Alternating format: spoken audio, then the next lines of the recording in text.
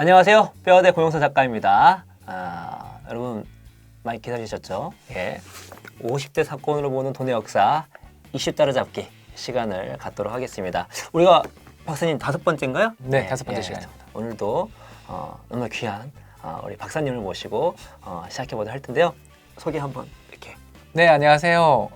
50대 사건으로 보는 돈의 역사의 작가 홍춘욱입니다. 여러분 뵙게 돼서 대단히 영광스럽게 생각하고요. 책 너무 많이 봐주셔서 이 보너스로 찍게 된 동영상이었는데 사실 이 동영상 찍으면서 다음 책에 대한 기획 대단하십니다. 다음 책 기획 끝났어. 예, 지금 잘 아시겠지만 그 50대 사건을 보는 돈의 역사가 거의 뭐 2, 3위 하고 있죠? 알쓸신잡의 김영환 작가님. 예, 저 개인적으로도 아는 형님이거든요. 아, 그러시구나. 예, 예전 대학 다닐 때 같이 맨날 놀던 형님이었는데 그렇게 유명해 주셔서 제 앞길을 가로막고 앞길을 막고 있습니다. 지금 지금 작가님 때문에 일을 못 하고 있죠? 예. 영광스럽게 생각합니다. 예, 아무튼 지금 여러분께 많이 사랑해 주셔가지고 돈의 역사가 지금 많은 분들한테 익히고 있는데요. 다시 말씀드리지만 좋은 책이 많은 분들한테 익혀서 개인적으로 너무나 기쁩니다. 오늘은 저번에 예고 드렸던 것처럼 우리나라 망한다 시리즈 중에 여러 가지가 있는데 그 중에 하나가 중국이 망해서 우리나라가 망한다 라는 이야기를 하시는 이 전문가 분들이 좀 있습니다. 유튜브에도 있고. 그래서 정말 우리가 뭐 5년, 10년, 20년 모르잖아요. 근데 단기간에 중국이 망해서 우리가 망할 것인가 대해서 한번 생각해 볼 필요가 있다는 생각이 들거든요. 그래서 오늘 박사님께서 한번 말씀해 주시면 고맙겠습니다. 네, 사실 중국 경제에 어마어마한 문제가 많은 건 분명한 사실입니다.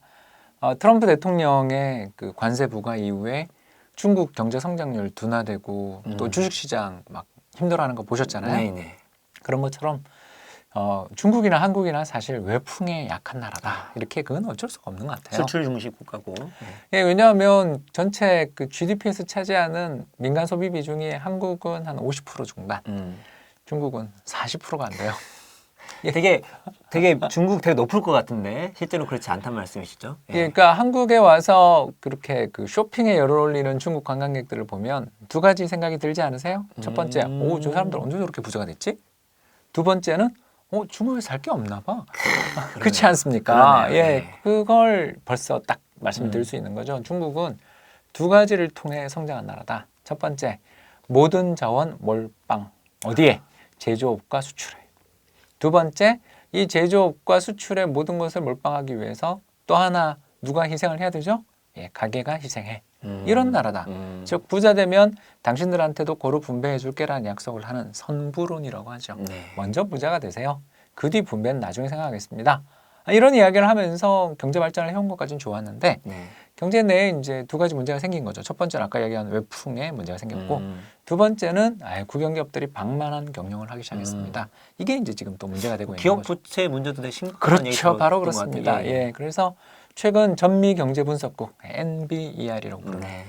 세계적인 연구기관입니다. 여기서 지금이 호황이에요, 불황이에요 이거 판정하는 일도 하는. 뭐 우리나라에서 보면 통계청이자 KDI의 뭐 산업연구원 같은 그런 일을 다 하는. 되게 엄청난 전문가들이 많이 그렇습니다. 예, 몰려있겠네요. 전 세계의 그 연구자들이 여기 NBER 여기 전미경제분석국의 워킹페이퍼. 이 워킹페이퍼가 뭐냐면 완결된 논문은 아닌데 다른 연구자들이 보고서 비평을 해줄 수 있도록 만들어 놓은. 그래서 저희들 입장에서 보면 사실 그 어떤 저널에 이렇게 그 실린 논문들은 시의성이 좀 없을 때가 많아요. 그렇죠. 예. 근데 이 워킹페이퍼로 돌아다닐 때는 이게 아주 현실적인 이야기를 다뤄주기 지금 때문에 당장 이야기나 그렇습니다. 곧 닥쳐올 예, 이야기를 거기 해주니까. 이제 워킹페이퍼 중에 하나가 뭐였냐면 중국 국영기업들은 얼마나 비효율적인가를 한번 연구한 논문을 봤는데 그 중국 국영기업들은 다른 그런 기관들 그러니까 국영기업이 있다가 민간기업이 됐거나 또는 처음부터 민간기업인 그런 기업들에 비해 가지고 금리를 한 절반 정도를 부담하고 있다. 그러니까 다른 민간기업들이 한 7에서 8% 이상 수준의 부채 부담 이자를 지고 있다면 국영기업은 2% 정도. 그렇게 어마어마한 그 이자 혜택을 보면서도 반대로 매출을 발생시키는 데 필요한 부채의 규모는 월등히 큰. 비효율 그 자체인 그렇죠. 거죠. 그러니까 이 중국도 걱정인 거예요, 지금. 야, 이대로 가다가 트럼프한테 계속 관세 부과받다가 나라가 어떻게 되는 거 아니냐라는 문제가 첫 번째라면 두 번째는 경제 내에 이게 국영기업 문제가 심각해지고 있는 거죠. 이런 것들만 놓고 보면 중국은 언제든지 망할 것 같은 그런 나라로 비춰지기 쉬운데 이제 한 가지 중국에게도 기사회생의 명약이 있다라는 걸 말씀을 좀 드리고 싶은데 다들 어떤 그 부정적인 이야기에 뉴스를 듣게 되면 그 부정적인 뉴스에 노출돼서 그 나라나 그 기업이나 그 사람의 긍정적인 면을 잊어버리는 게 그게 제 커버이죠. 예, 그렇죠. 네, 그렇습니다. 그래서 제가 아담 스미스 이야기를 한번 또 제 책에 나오죠. 또 아담 스미스 또 예, 경쟁의 아버지. 예, 그렇습니다. 핀 공장 이야기 기억나세요? 그래서 어떤 사람이 핀을 혼자서 만들어요. 철사를 하나 가져와서 두드려 가지고 잘라서 안에 구멍을 내야 되잖아요. 네. 예, 그 과정을 하면 아무리 숙련된 장인이라 하더라도 하루에 한두 개 만드는 게 고작이래요.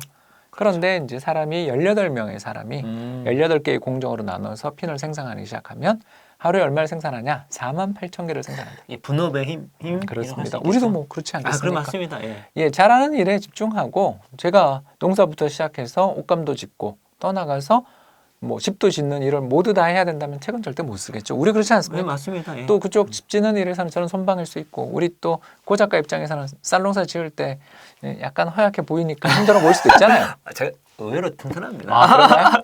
예. 일단 그러고 보니까 다 놀래요. 저의 활동량을 보면.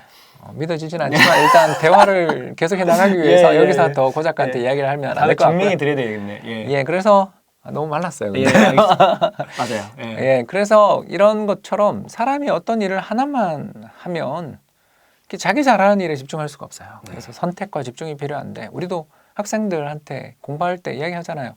너 잘하는 게 뭔지를 공부하고 네가 좋아하는 게 뭔지를 발견하는 과정이 학교를 다니는 이유다. 그래서 좀 좋은 학교를 가라고 이야기하는 이유가 거기 가서 뭐 좋은 선생님 만난다. 그것도 있겠지만 사실은 다양한 경험을 하기 위해 자기가 진로를 바꾸더라도 일종의 좀 도움이 되는 그렇죠. 예. 거기 어디 출신이야 하면 걔가 그걸 하는 데는 이유가 그럼요. 있겠지라는 그거 무시 못하죠. 예. 것들뿐만 아니라 이 사람이 표현이 좀 그렇습니다만 엉덩이가 무거워 라는 거에 대한 보증이 좀 그럼요. 되잖아요. 예. 판단하기 힘들 때. 예, 그런 것처럼 저희들이 학교를 보내는 이유를 졸업장, 좋은 졸업장을 따기 위함 뿐만 아니라 다양한 지식을 접하고 세계에서 업계에서 1등, 인류인 사람들을 간접적으로라도 접할 수 있는 기회를 많이 얻는 그런 쪽의 학교들이 점점 명망을 얻는 것 같아요. 네. 그런 것처럼 이 분업의 세계도 마찬가지라는 것입니다. 분업이 이루어지기 전에는 노래를 너무너무 잘하는 작곡자가 있었어요. 그러나 우리 생각해 보세요. 핸델, 바흐 이후에 수많은 클래식 작곡가들은 다 언제 나왔나? 17, 18세기 이후에 작곡가들이 나와서 최근에는 그 뛰어난 작곡가들이 어마어마한 뮤직 어워드 뭐 이런 데 보면 세상에 전 세계 어떻게 저런 사람들이 막 이상하지 않아요? 결국 그전에는 바흐나 모차르트의 재능을 타고난 사람이 있었더라도 농사 짓느라 그걸 할 수가 없었던 거야. 그렇죠. 결국 뭐가 필요하다? 시장이 필요하다.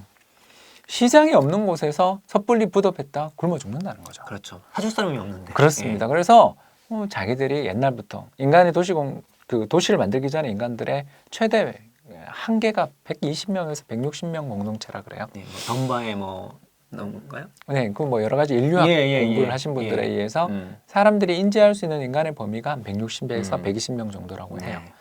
그런 것들을 넘어서는 네트워크들을 갖게 된 건 결국 도시에 모여 살기 때문이었죠. 결국 제가 이야기했던 이야기의 결론이 이겁니다. 중국은 호구 제도라는 좀 아주 강한 인구 이동을 억제하는 제도를 가지고 있습니다. 이 호구 제도의 특징이 뭐냐면 도시 호구에 태어난 사람만 도시에서 교육받고 직장을 얻을 수 있으며 의료 혜택을 볼 수 있다는 겁니다. 반대로 도시 호구를 갖지 못하고 농촌 지역에서 도시 지역으로 이동한 사람들은 농민공이라고 부르죠. 예, 맞습니다. 이 농민공의 숫자에 대해서는 사람마다 의견이 다릅니다만 약 2억 5천에서 4억 사이에 달한다라고 이야기를 해요. 근데 이 사람들에게는 아무런 도시에서의 인프라를 어떻게 누릴 수 있는 길을 주지 않아요. 자, 이런 사회에서 이 도시화가 빨리 진행될 수가 없었죠. 그래서 뭐 중국 같은 나라는 얼마 전에 50%를 넘어섰습니다. 인구 14억 인구 우리나라가 중에 뭐 80 가까이 넘습니다. 넘죠. 야. 예, 그 이제 우리나라는 도시화는 이미 성숙한 그런 나라라고 볼 수 있고요. 이제 도시들끼리 이합 집산도 많이 벌어지는 나라다. 근데 이건 뭐 다음 기회에 또 제가 예. 설명드릴 수 있으면 하도록 하고요. 일단 이런 식으로 우리가 어떤 나라를 경제를 발전시킬 수 있는 가장 쉬운 방법 하나를 제가 가르쳐드린 거예요. 바로 능력 있는 사람들, 초야에 묻혀 있는 사람들이 자신이 만든 물건을 팔아서 전업화를 할 수 있게끔 유도하는 것만으로도 경제의 어마어마한 생산성의 발전이, 물론 아담 스미스가 이야기한 것처럼 하루 한 개가 48,000개 되는 어마어마한 혁신은 상당히 시간이 걸릴 수 있겠습니다만 어떤 나라의 혁신을 유발해 나가는 데 필요한 가장 중요한 조건은 사람들이 자유롭게 도시에 이동해 또는 큰 시장으로 이동해 자신이 잘할 수 있는 것을 팔며 살 수 있게끔 분업을 시키는 것, 분업을 유도하는 것이다라는 걸 말씀을 드릴 수 있고 이게 바로 국부론의 가장 기본적인 원칙 중에 하나입니다. 그렇다면 중국 경제가 물론 이제 앞으로도 아까 이야기했던 두 가지 문제 다시 기억나시죠? 외풍해약하다, 더 나가서 방만한 국영기업들의 경영으로 인해서 경제 비효율이 굉장히 많다. 이게 결국 이건 뭘 의미하냐면 경쟁이 치열하지 않다라는 뜻도 되는 그렇죠. 거죠. 왜냐하면 국영기업들이 자신의 독점적인 지위들을 누리면서 저금리에 그냥 안주하고 있다는 뜻도 됩니다. 결국 이런 것들을 다 유도하는 정책들이 결국 지방에 사는 사람들, 지방의 호구에 가지고 있는 사람은 지방에만 살아야 돼. 이런 규제를 부수는 것에서 시작할 수 있는 거죠. 그래서 이번 기회에 미국과의 무역 협상이 어떻게 진행될지는 우리 아무도 모릅니다만 적어도 자유화의 흐름으로 갈 거라는 것은 잘 알고 있는데 그 과정에서 분명 해외 시장에 의해서 개방된 내수 시장에서 못 버티는 중국 기업들이 많이 망해 나가며 실업 문제들이 부각될 가능성이 충분하다. 그건 사실이에요. 그러나 그럴수록 호구제도의 개혁이라든가 혹은 인구 이동에 있어서의 자유를 점진적으로 확대하는 등의 정책들을 쓸 수 있다면 중국 경제가 또 한 번 발전할 수도 있는 여력을 가지고 있는 거죠. 결국 이야기를 좀 요약해 보자면 별거 아닙니다. 외부의 역풍에 부딪혔을 때 진정 경쟁력 있는 경제는 그 위기를 기회로 삼는 특성을 지니고 있고 중국의 입장에서 본다면 중국 경제가 가지고 있는 내부의 문제, 내수 시장이 너무 협소해요. 더 나가서 중국 국영기업들 경영이 너무 방만하고 경쟁력도 없어요.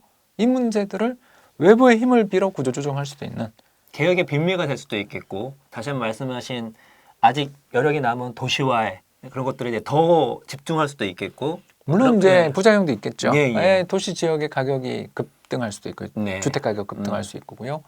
더 나가서 공해 문제가 더 심해질 수도 있습니다. 근데 이제 보통 얘기하는 그 뭐 중국이 뭐 폭삭 망해가지고 우리가 같이 망하는 그런 시나리오는 아니잖아요, 맞죠? 예. 그러니까 모르지만 미래가 어떻게 될지 모르지만. 예. 그러니까 저도 중국이 망한다고 해서 우리 아무 문제 없어요라고 단언할 수 있으면 좋은데 복잡게 해서 그런 일은 그렇죠. 또 단언은 없잖아요. 맞습니다. 다만 중국이 어려워지면 우리 경제도 어려워질 여력은 가능성은 충분하다. 다만 제가 봤을 때 중국 정책 당국이 바보가 아니라면 그 사람들 되게 똑똑한 사람들이잖아요. 다만 자신들이 가지고 있는 이 무기를 언제 적기에 잘 활용할 것인지를 고민하고 있지 않을까라는 그런 반대편의 긍정적인 면, 즉 중국 경제가 아직 활용하지 않고 적극적으로 추진하지 않고 있는 그런 정책의 수단들이 남아있다는 점도 알아두시면 좋지 않을까 그런 생각 해봤습니다. 예.